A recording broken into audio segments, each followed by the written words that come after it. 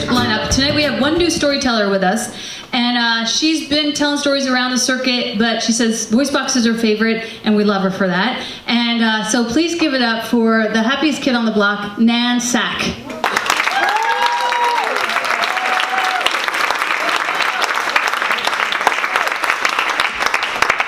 Hi everybody, it is such a pleasure to be here tonight. Thanksgiving is next week, as you all know, and I am telling this story as a tribute to my mom.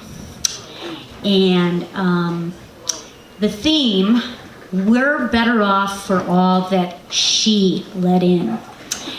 And I'm one of 7. And my mom let in so many misadventures, misdeeds, crazy stories. And so, thus, the story begins. It all centered around my parents got this beautiful king-size bed for themselves. They didn't buy themselves too many items, but this king-size bed was off limits to the kids. They had 7 kids, so, they were using that king-size bed, but it was off limits to us. And, their bedroom was their sanctuary, and we were not supposed to go into, in the bedroom, and that was it. Well, one Friday night, my sister, older sister who always babysat us, she once in a while needed a break, so she was out of town. And my older brother never sat. I don't know, he was on a bowling league or something, and he was always gone. So that put my brother Eddie, who was 11, so we're going to talk Eddie, Nan, 9, Jean, 8, Kathy, 7, and Michael, 6. In charge. Eddie was in charge. Now, Eddie, his middle name was Fun and Disobedience.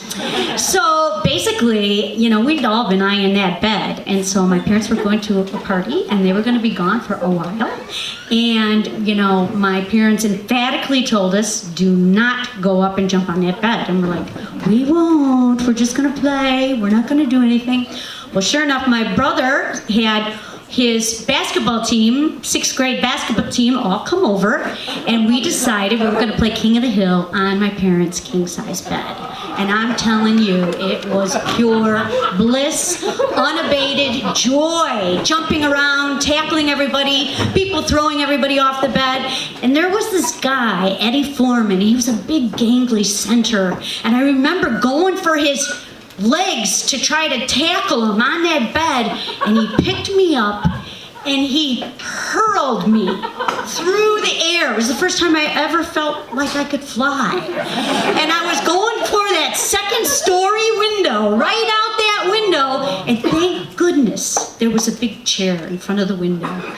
And I hit that chair, my arm and my wrist. I broke the arm in 2 places, and the wrist, the bone was actually protruding a little bit. I broke the wrist. So my brother Eddie goes, all right, you guys, basketball players, leave. Jean, get the ice. Jean runs down, gets the ice. We're all sitting on Mom and Dad's king-size bed, the 5 of us.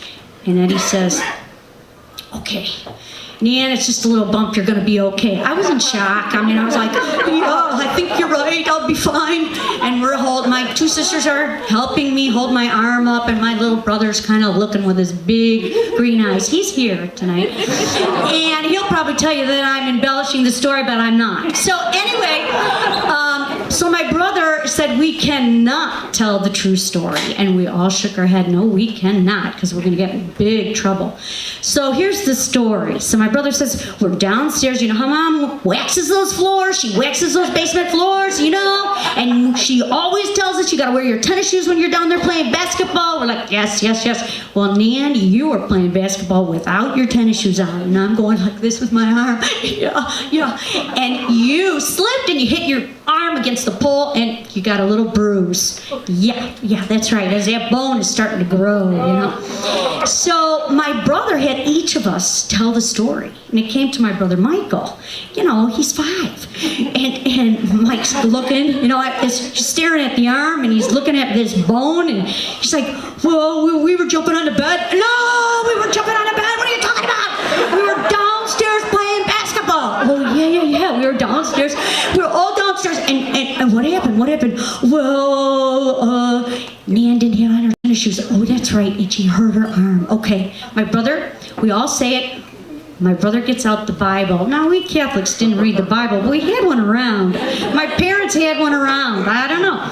So he got out the Bible, and he had us put, I'll remember this, he had us put our hands on the Bible and swear not to tell the truth. And we had to swear not to tell the truth.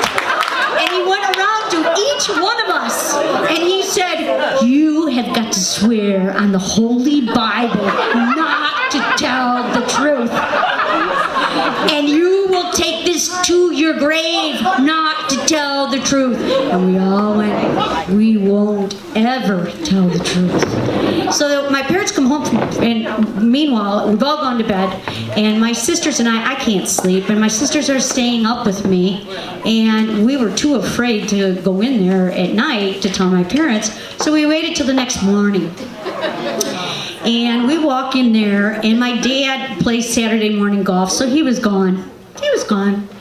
And so it was always my mom. And so we went in there, and Mom's like, well, you girls are up early. What are you doing up so early? I said, Mom, I have a little bruise on my wrist.